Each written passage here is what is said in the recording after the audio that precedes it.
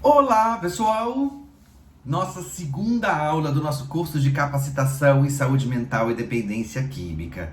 Eu espero que vocês tenham refletido um pouquinho na primeira aula, pensado um pouco, assistido um filme ou outro, né? Quem quiser colocar nos fóruns aqui embaixo, né, a discussão de filmes, eu acho muito legal e importante para isso.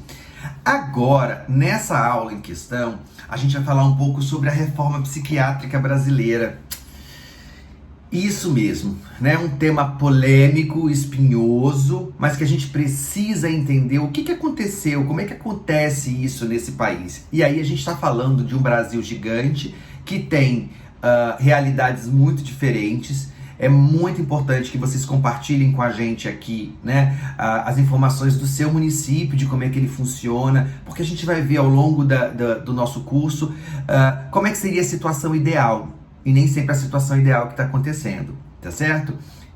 Essa aula, ela é toda baseada na Bíblia que a gente tem, né? Que é do Fernando Tenório, chama-se A Reforma Psiquiátrica Brasileira, da década de 80 aos dias atuais, que foi quando ele escreveu, né? A história e os conceitos, que conta toda a batalha. É um artigo assim, primeiro porque ele é um artigo excepcional, ele é a Bíblia da Reforma Psiquiátrica Brasileira, ele é o artigo que mais cai em concurso público que eu já vi na vida. Eu sou concursado no estado e no município, já sou concurseiro mesmo, de montar cursinho, de treinar psicólogos para concurso, e esse artigo é básico porque ele é de uma suma importância, né? Ele tem uma riqueza de detalhes muito interessante. É óbvio que eu não vou trabalhar o artigo inteiro, vou anexar ele aqui para vocês. Quem puder, leia, se debruce, marque, faça fichamento, porque você vai precisar. Mas ele é a base de tudo, né?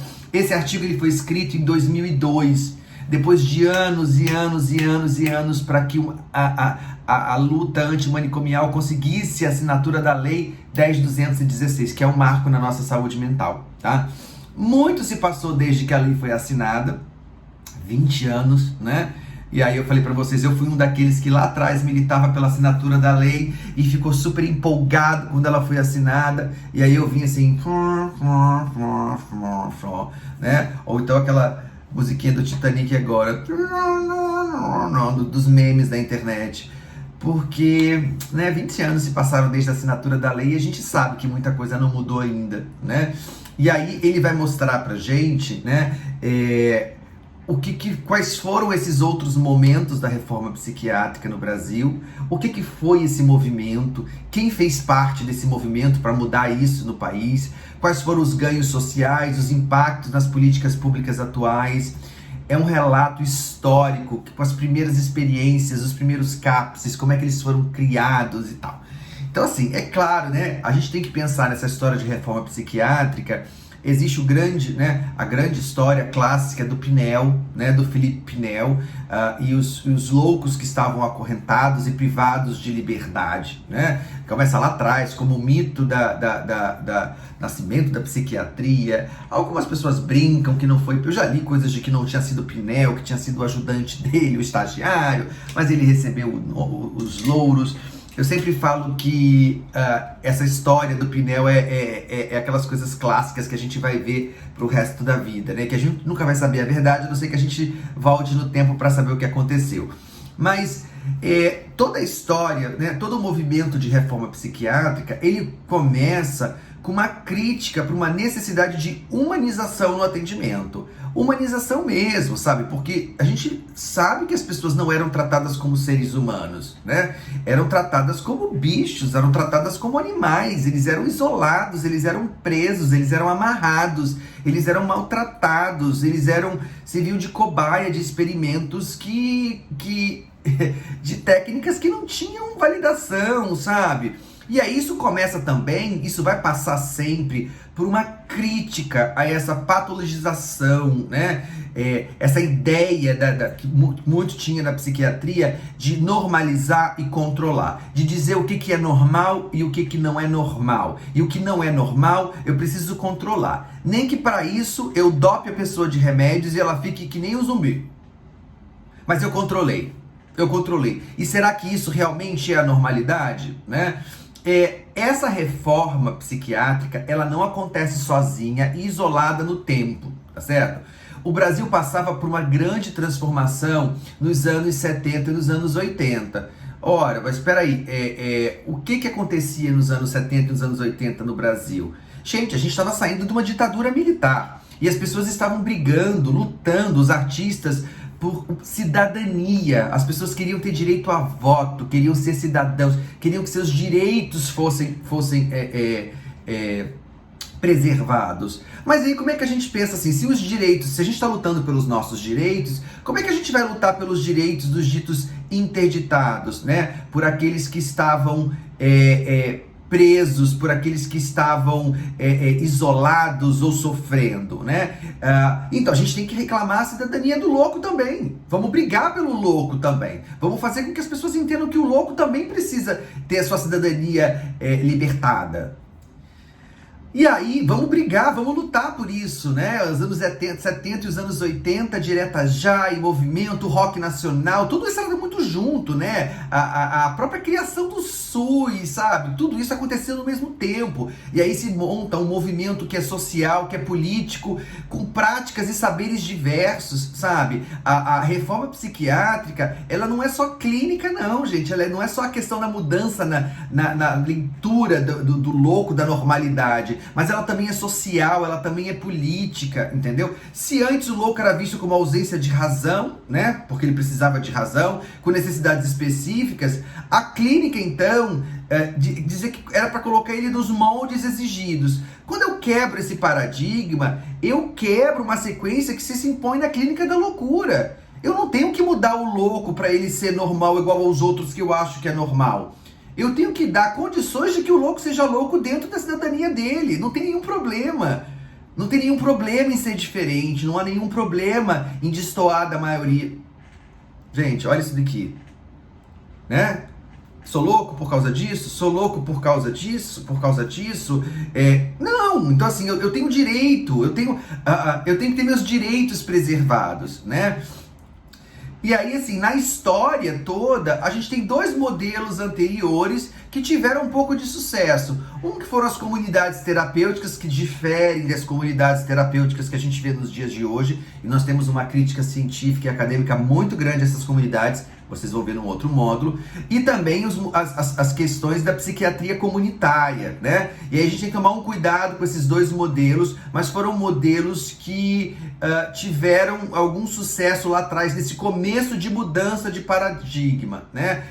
Um modelo de proximidade, um modelo de prevenção, e aí a gente tem que tomar cuidado, porque a psiquiatria comunitária tinha essa coisa da prevenção, de que a gente poderia prever certos tipos de quadros, e sabendo que tais pessoas tinham predisposição, lembra do filme Minority Report? É mais ou menos por aí, né? Prever que a pessoa vai ficar doente e aí eu já começo a fazer alguma coisa agora. Não me agrada muito esse modelo, tá certo? E aí a gente começa a pensar então nessa concepção de saúde mental. Quando a gente passa a ler não só a doença mental, a gente passa a pensar na saúde mental, o foco de intervenção muda, a forma como a gente vê a loucura muda, né? A gente vai ter que sempre levar em consideração a subjetividade desses sujeitos, a rede de apoio social que ele tem, familiar, igreja, no bairro, isso tudo é importantíssimo. Ele não vai ser excluído mais, mas ele precisa contar com uma rede de apoio, né? A rede social tem que ser um suporte e ao mesmo tempo um processo de aceitação da diferença. A gente tem experiências maravilhosas, porque quando houve a reforma psiquiátrica e se fecham os hospitais psiquiátricos e se criam as comunidades as residências terapêuticas, e essas pessoas são reinseridas na sociedade, no bairro, elas passam a ser aceitas. Ninguém precisa ter medo delas, né? Elas só precisam ser aceitas. A gente tem que aprender a aceitar a diferença. E é esse o grande problema, né, da reforma psiquiátrica. As pessoas precisam aceitar as diferenças. O louco não pode ser excluído como ele era antigamente. A gente tem que aprender a aceitar que as pessoas são diferentes. E isso, hoje em dia, assim, né, a gente tem problemas, a gente não aceita nada que é diferente do nosso quadrado, tá certo? Então, assim, nos anos 70 e nos anos 80, o Brasil estava brigando, combatendo o Estado autoritário.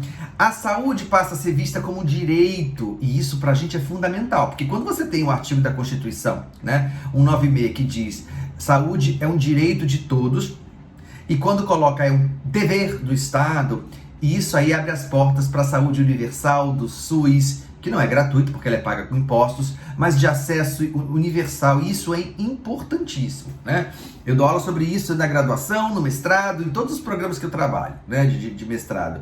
A saúde é um direito, né? E aí a gente começa a ter assim, a saúde é nossa, a saúde é um direito constitucional, e a gente vai, o SUS, ele é a maior política pública de saúde que a gente tem. A gente começa a receber nessa época as denúncias de fraudes no sistema, maus tratos no sistema de saúde vigente.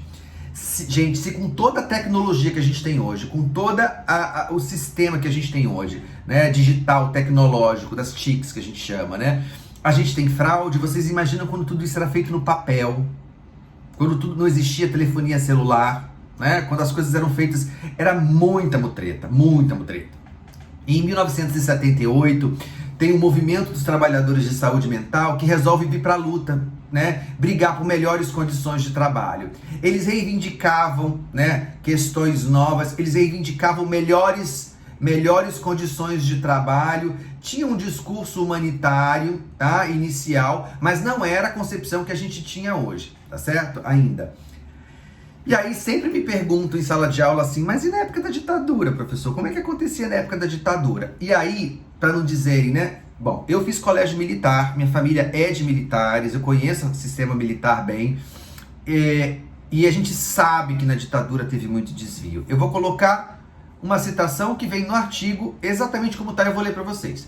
Foram, sobretudo, os governos militares que consolidaram a articulação entre internação asilar e privatização da assistência. Então, se privatizava esse tipo de assistência, com a crescente contratação de leitos em clínicas e hospitais conveniados. O direcionamento do financiamento público para a esfera privada durante o regime militar deixa-se ver, por exemplo, no fato de que entre 65 e 70 a população internada em hospitais diretamente públicos permaneceu a mesma, enquanto a clientela das instituições conveniadas remuneradas pelo poder público saltou de 14 mil em 65 para 30 mil em 1970. Anos depois, esses números se multiplicariam, mantendo, porém, a proporção de 80% de leitos contratados junto ao setor privado e 20% em relação ao público. Cara, muito dinheiro vazou aí. Muito dinheiro se vazou. E aí, quando você pega alguns artigos, né? E livros e filmes, todo mundo era internado, né? Os que eram contra o regime, os que eram diferentes, os que eram faladores, tudo acontecia, né?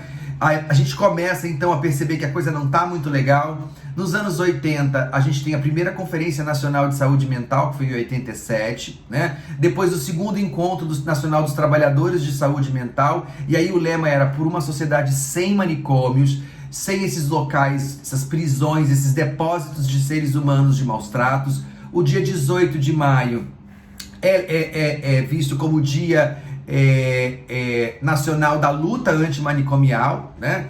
Não é apenas mudar, mas a gente tem que desconstruir e reconstruir essa concepção de saúde mental. Até que em 1989 se propõe a Lei Delgado, essa lei que foi assinada depois do ano 2000, entendeu? Você percebe o quanto tempo uma lei levou para tramitar e ser julgada?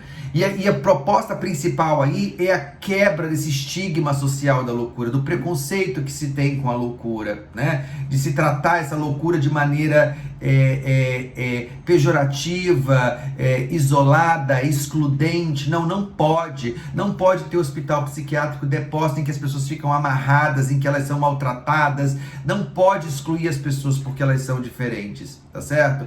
E aí, o Tenório traz no artigo vários exemplos muito interessantes que vale a pena a leitura, né? O Programa de Saúde Mental de Santos, o CAPS Luiz Cerqueira de São Paulo, que inaugurou novas formas de se cuidar, é a substituição do manicômio pelas redes de serviços não asilares, que é o que a gente supostamente tem que ter hoje, tá certo? Rede de serviços não asilares. E aí a gente cria, então, né, basicamente o CAPS, que é um serviço de atendimento dia, em que ele passa o dia lá, ele é atendido, mas vocês vão ver mais adiante na legislação, tá certo? E aí você tem uma legislação que é construída, a história do CAPS, surge então esse CAPS, que é o Centro de Atendimento Psicossocial, que é uma nova forma de lidar com a loucura, uma nova forma de entender saúde mental. Aí, cara, isso aqui chega a me dar palpitação. Tem um material belíssimo chamado O Holocausto Brasileiro, da Daniela Arbex. Ele é um livro e ele também é um documentário que tem no YouTube. Eu indico os dois, qualquer um dos dois. Ele conta, né, como é que foi a história de mais de 60 mil mortes no Brasil, do maior hospício do Brasil. É assustador ler o que acontecia com as pessoas naquela época. E a gente não está falando de muito tempo não, tá? A gente está falando de pouco tempo atrás. E ele vai contar assim, por que as pessoas eram mandadas para o hospício? Porque não queria se casar, porque falava alto, porque era homossexual, porque discordava de algumas opiniões políticas, e aí virou uma máquina, e ela conta, esse trabalho dela é premiadíssimo. Então assim, a minha sugestão é que assistam o documentário do YouTube, eu vou colocar o link aqui embaixo, para a gente refletir um pouquinho sobre essa loucura, essa mudança de paradigma, mas que a gente entenda a partir de agora, né, o novo lugar dessa loucura. Qual é o novo lugar da loucura? O louco tem direito a ser louco da maneira que ele quiser, ele não está nos colocando em risco, mas a sociedade tem por obrigação de garantir a cidadania dele, os seus direitos e a sua segurança, né? Eu não posso apontar o dedo porque ele é diferente e achar que ele tem que ficar isolado. Eles não são perigosos, eles não nos colocam em risco, mas a gente tem medo e a gente vai e trancafiar as pessoas no local e priva elas de liberdade, priva elas de viver. O erro sempre foi nosso. Quando a gente começar a lidar com a loucura de uma maneira diferente, socialmente aceita, que é o que é proposto na saúde mental, nas políticas públicas, a gente vai ter uma nova concepção, uma maneira muito mais saudável de se conviver, né? E a partir daí as intervenções são feitas. Essa é a base, isso é a base de uma concepção de saúde mental para que a gente possa começar esse curso, tá bom? Assista o documentário e a gente vai se encontrar em outras aulas ainda.